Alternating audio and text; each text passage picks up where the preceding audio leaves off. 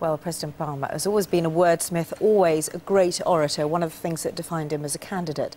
Did you think this speech hit the right tone? Well, this morning we're joined by Baroness Young, she prefers to be called Lola, morning, and Graham Davies, who's an expert in public speaking, whose former clients include 7 shadow front bench members. So, good morning to you. Morning.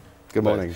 You've been watching Barack Obama's speaking style for some time. What struck you, Graham, about yesterday? He had to walk along probably the narrowest piece of tightrope in the history of political public speaking. He had to provide some bright sunshine, but grounded with sharp, solid substance. And although a 15-minute speech can't possibly be all things to all men, in the circumstances, he just about got as close as anyone could have done, and he really came across as a doer and not just a dreamer. A doer and not a dreamer, and that's interesting, isn't it, Lolo? Because when you heard it, it wasn't... I don't know whether you shed a tear during the speech. It didn't seem like a tear-jerking speech. It was very businesslike. No, not at all. And I think that was what was really important, as Graham has said. What he had to do was to sort of quell all those fears about, you know, hope, dream and everything, and all that expectation, the weight of expectation on him. But what he had to do was say, well, this is my working agenda. Here's what I've got on my desk the next morning. And actually, when I was listening to it, I felt that everything he said could apply in most of the developed world.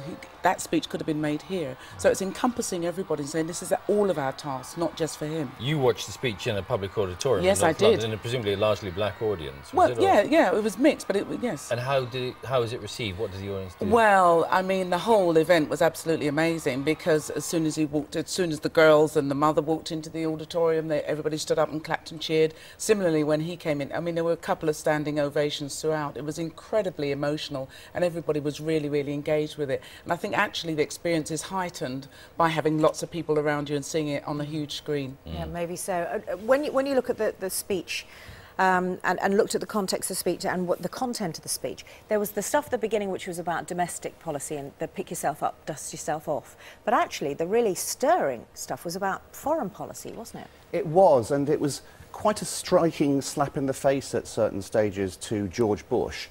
There was a moment when he talked about the need to make sure that you still maintained your values rather than going for political expediency. And of course, the producers of the TV coverage did actually rather cheekily show George Bush's expression at that particular moment. And I think that Obama made quite a striking choice to go into specifics about America's image in the world, rather than just being bland and general. And we've selected a clip which is, I think, one of your favourite parts of the address. Let's have a listen. To those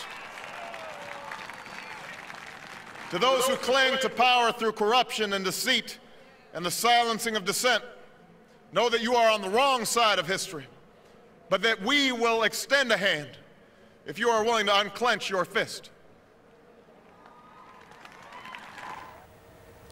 So, very powerful message. Clever words. I don't think we're going to see many quotations from the speech in 50 years' time, because the words, although clever, were very much of the moment. They have the smell and the flavour of 2008. It lived for this particular audience.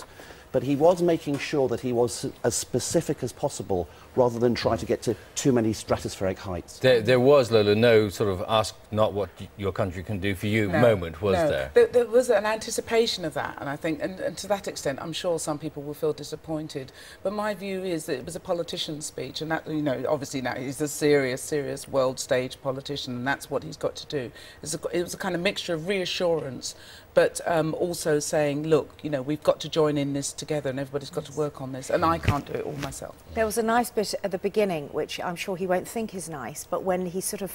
There was a bit of a fluffing moment with him and the Chief Justice of the Supreme Court, and he was led down the wrong way, and it was almost like a nervous groom at a wedding, wasn't he? He was almost charmingly hesitant. I think you have to be very human, wasn't you have to be quite nervous of a public speaker who's delighted to be in front of 2 million people. Those sort of people are dangerous. But it took quite a while for the Obama machine to actually kick in. But then you realise, of course, he was still being measured and statesmanlike, driving a Bentley, not a Ferrari on this occasion. But Lotus, put it into a wider context.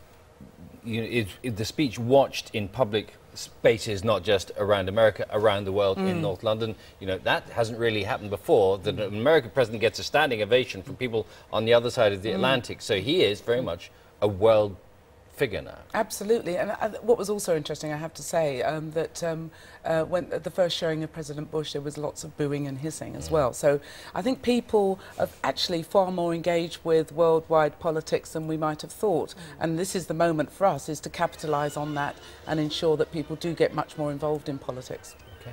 Lola, Baroness Young. Thank you. Thank you very much. Graham, Thank you. thanks to you too as well.